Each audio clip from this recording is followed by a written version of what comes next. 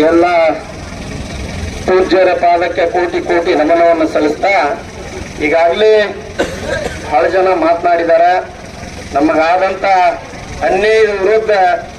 ತಾವೇನ ಬಂದಿದ್ದೀರಿ, ತಮಗೆಲ್ಲರಿಗೂ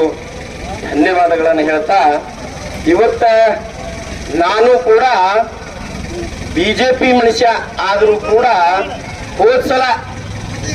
ನಮ್ಮ ಸ್ವಾಮೀಜಿ ನೇತೃತ್ವ ಒಳಗ ಭಾರತೀಯ ಜನತಾ ಪಾರ್ಟಿ ಸರ್ಕಾರದವರು, ಬೊಮ್ಮಾಯಿ ಸರ್ಕಾರ ನಮ್ಮ ಸಮಾಜಕ್ಕೆ ಅನ್ಯಾಯ ಮಾಡಿದಾರೆ ಅಂತ ಹೇಳಿ ಹೋರಾಟವನ್ನು ತಾಂಡ ಮಾಡಿ ಇಡೀ ರಾಜ್ಯವನ್ನು ತಿರುಗಿ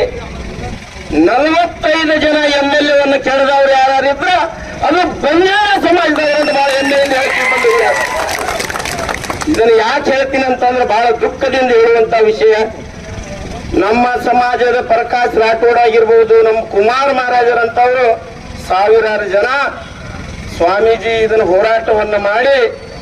ಸಮಾಜಕ್ಕೆ ಅನ್ಯಾಯ ಆಗಬಾರದು, ನಾವು ಸ್ವಾಮೀಜಿ ಇರುವುದು ಸಮಾಜದ ಪರವಾಗಿ ಅಂತ ಹೇಳಿ ಅವರೆಲ್ಲರೂ ಹೋರಾಟ ಮಾಡಿ ಈ ಕಾಂಗ್ರೆಸ್ ಸರ್ಕಾರವನ್ನು ತಂದ್ರ ಇವತ್ತ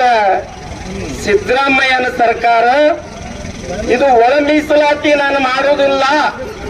ಅದು ಏನೇನೂ ಬೇಕಾಗಿಲ್ಲ, ನೀವು ಯಥಾಸ್ಥಿತಿ ಒಳಗೆ ಬದುಕಬೇಕು ಅನ್ನುವಂತ ಮಾತನ್ನು ಕೊಟ್ಟಂತ ಸಿದ್ದರಾಮಯ್ಯನ ಸರ್ಕಾರ ಇವತ್ತ